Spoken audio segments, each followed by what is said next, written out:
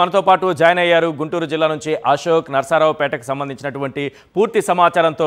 అశోక్, ఇక్కడ చాలా ప్రధానమైన అంశం అక్కడ జరిగినటువంటి అల్లర్లు మనం చూసాం, అక్కడ జరిగినటువంటి పచ్చముఖ చేసినటువంటి దాడులు చూసాం, టీడీపీ నాయకులు చేసినటువంటి కుట్రలు చూసాం. ఇవన్నీ జరిగిన తరువాత అక్కడ భద్రతా ఏర్పాట్లపైన చాలా అంటే పోలింగ్ రోజున భద్రతా ఏర్పాట్లపైన చాలా విమర్శలు వచ్చాయి. సరైన భద్రతా ఏర్పాట్లు చేయలేదని. కౌంటింగ్ సమయంలో ఎలాంటి జాగ్రత్తలు తీసుకున్నారు, అక్కడ ఏం కనిపిస్తోంది?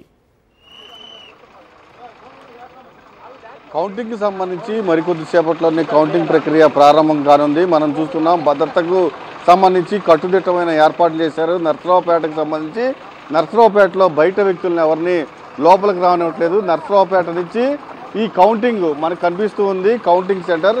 ఈ కౌంటింగ్ సెంటర్ వరకు దాదాపు 15 చెక్ పోస్టులు ఏర్పాటు చేయడం జరిగింది. ఒక్కొక్కరిని క్షుణ్ణంగా పరిశీలిస్తున్నారు. పాస్ ఉంటేనే మాత్రమే ఎలౌ చేస్తున్నారు. పాసు కంపల్సరీగా చెక్ చేస్తూ ఉన్నారు. పాస్ ఉంటేనే ఎవరైనా లోపలికి ఎలౌ చేస్తూ ఉన్నారు.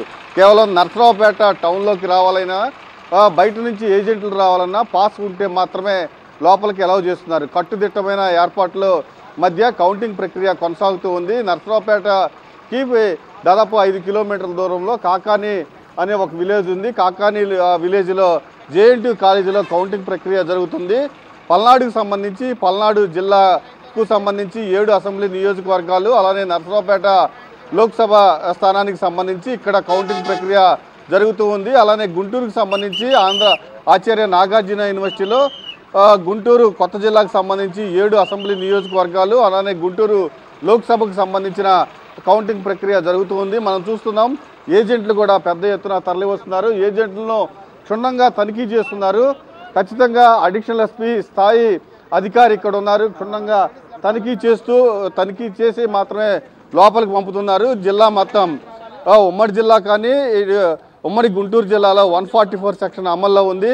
బయట వ్యక్తులు ఎవరిని ఎలౌ చేయట్లేదు. ఇప్పటికే రౌడీ షీటర్లందరికీ కౌన్సిలింగ్ ఇచ్చారు. ఖచ్చితంగా ఈరోజు రౌడీ షీటర్లందరూ ఖచ్చితంగా ఎవరైతే ఏ స్టేషన్లో అయితే షీట్లు ఉన్నాయో వాళ్ళందరినీ పిలిపించి గట్టి బందోబస్తు ఏర్పాటు చేస్తున్నారు. మనం చూస్తున్నాం పెదకూరపాటుకు సంబంధించి 19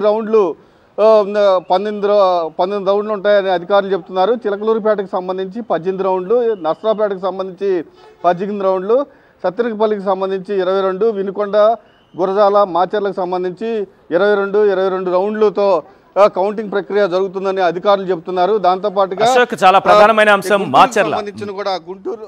మాచర్లకు సంబంధించి ఏం చెప్తారు? అక్కడ ఏర్పాట్లు చేసినటువంటి భద్రతా ఏర్పాట్ల అంశానికి సంబంధించి కానీ కౌంటింగ్ సంబంధించి ఎప్పటిలోపల మనకు ఫలితం అందే అవకాశం కనిపిస్తోంది. ఎందుకంటే అక్కడ పిన్నెల్లి రామకృష్ణారెడ్డి కూడా అక్కడికి వెళ్ళి పరిశీలించేటటువంటి అవకాశం కూడా లేదు. దానిపైన రాష్ట్ర వ్యాప్తంగా అందరికీ ఒక ఆసక్తి నెలకొంది. ఎప్పుడు ఫలితం, తొలి ఫలితం ఎప్పుడు వచ్చే అవకాశం ఉంది, అలాగే తుది ఫలితం ఎప్పుడు వచ్చే అవకాశం కనిపిస్తుంది?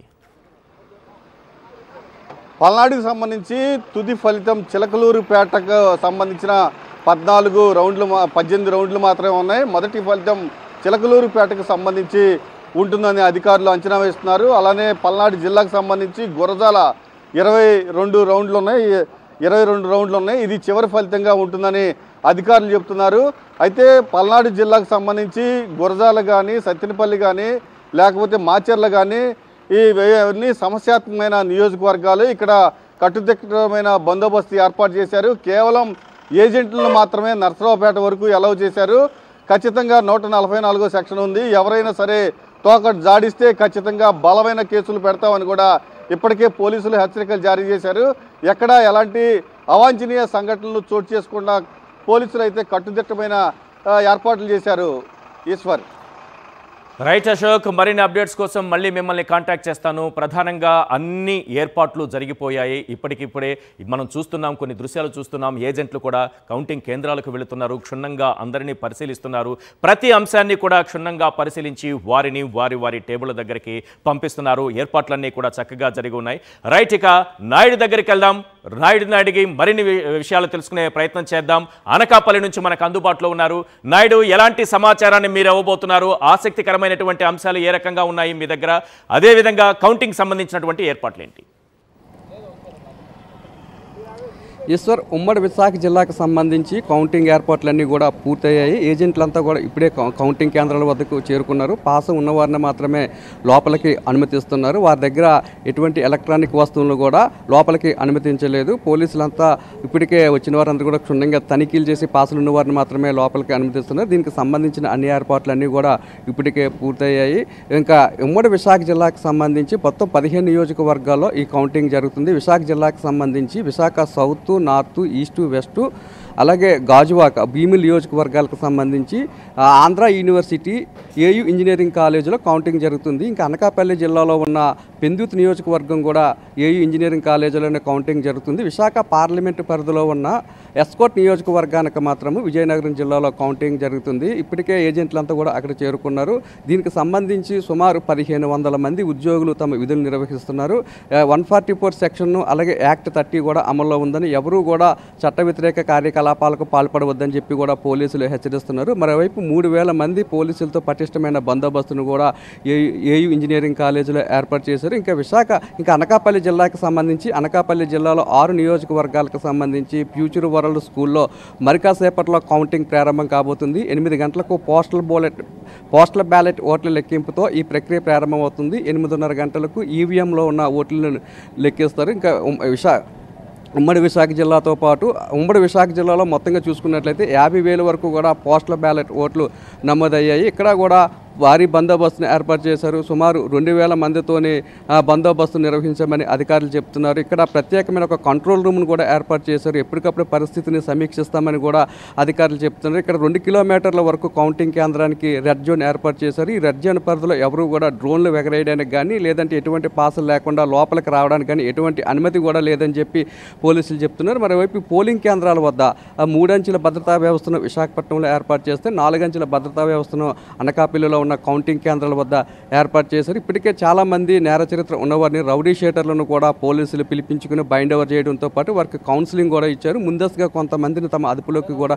తీసుకున్నారు. ఈ ఎన్నికల కౌంటింగ్ అనేది ఎటువంటి అవాంఛనీయ సంఘటనలు జరగకుండా పక్కాగా జరిగేందుకు అన్ని ఏర్పాట్లు కూడా చేశామని అధికారులు చెప్తున్నారు. ఇక అల్లూరు జిల్లాకు ఫలితం ఎక్కడి నుంచి వెలువడే అవకాశం కనిపిస్తోంది?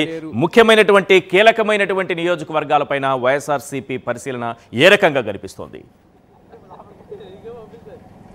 ఖచ్చితంగా ఇంకా విశాఖ జిల్లాకు సంబంధించే తక్కువ రౌండ్లో ఉన్న విశాఖ సౌత్ నియోజకవర్గం, విశాఖ వెస్ట్ నియోజకవర్గానికి సంబంధించి తొలి ఫలితం వెలువడే అవకాశం కనపడుతుంది. 25 రౌండ్లు ఉన్న భీమిలి నియోజకవర్గము రాత్రి 7 గంటల వరకు వెల్లడయ్యే పరిస్థితి కనపడుతుంది. ఇంకా అనకాపల్లి జిల్లాకు సంబంధించి తొలి ఫలితం మాడుగుల, తుది ఫలితం పాయికిరాపేట నియోజకవర్గం వచ్చే అవకాశం అయితే మనకి కనిపిస్తుంది.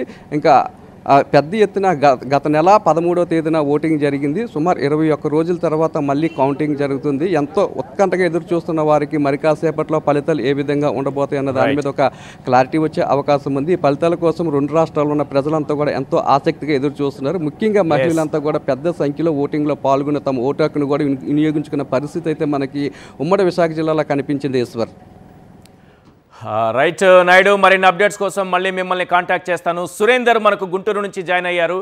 ఒకసారి సురేందర్తో మనం మాట్లాడదాం. సురేందర్, మొత్తం గుంటూరు జిల్లాకు సంబంధించినటువంటి కౌంటింగ్ ఏర్పాట్లకు సంబంధించి మీ దగ్గర ఉన్నటువంటి అప్డేట్స్ ఏంటి?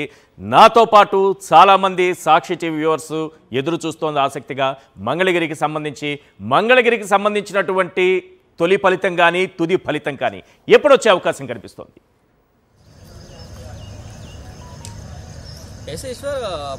గుంటూరు జిల్లాకు సంబంధించి కౌంటింగ్ ప్రక్రియకి పూర్తి ఏర్పాట్లు అయితే చేశారు. ఆచార్య నాగార్జున యూనివర్సిటీలో ఈ కౌంటింగ్ ప్రక్రియ మొదలు కాబోతుంది. ఉదయం 8 గంటలకి పోస్టల్ బ్యాలెట్ ఓట్లు ముందుగా లెక్కింపు ఉంటుంది. తరువాత ఈవీఎంల లెక్కింపు అనేది కొనసాగుతుంది. మొత్తంగా చూసుకుంటే గుంటూరు పార్లమెంట్లో ఒక పార్లమెంటుతో పాటు 7 అసెంబ్లీ నియోజకవర్గాలకి ఈ రోజు కౌంటింగ్ పూర్తిగా గుంటూరు మంగళగిరి, అదేవిధంగా పొన్నూరు, ప్రతిపాడు నియోజకవర్గాలకు సంబంధించి తెనాలి నియోజకవర్గాలకు సంబంధించి కౌంటింగ్ అయితే జరగబోతుంది. అయితే ప్రధానంగా గుంటూరు సంబంధించి చూసుకుంటే కనుక అందరి దృష్టి కూడా గుంటూరు పార్లమెంట్ ఈ నియోజకవర్గంలో టీడీపీకి సంబంధించిన లోకేష్ పోటీ చేస్తున్నారు, వైసీపీకి సంబంధించిన లావణ్య ఇక్కడ పోటీలో ఉన్నారు. ఇక్కడ ఫలితం ఎలా ఉంటుందనేది అయితే పూర్తి ఆసక్తి అయితే నెలకొంది. ఎందుకంటే 44 మంది అభ్యర్థులు ఈ నియోజకవర్గం నుంచి పోటీలో ఉన్న పరిస్థితి అయితే కనిపిస్తుంది. దాదాపు 21 రౌండ్లు మొత్తం గుంటూరుకు సంబంధించి చూసుకుంటే 18 రౌండ్లు 2 నియోజకవర్గాలు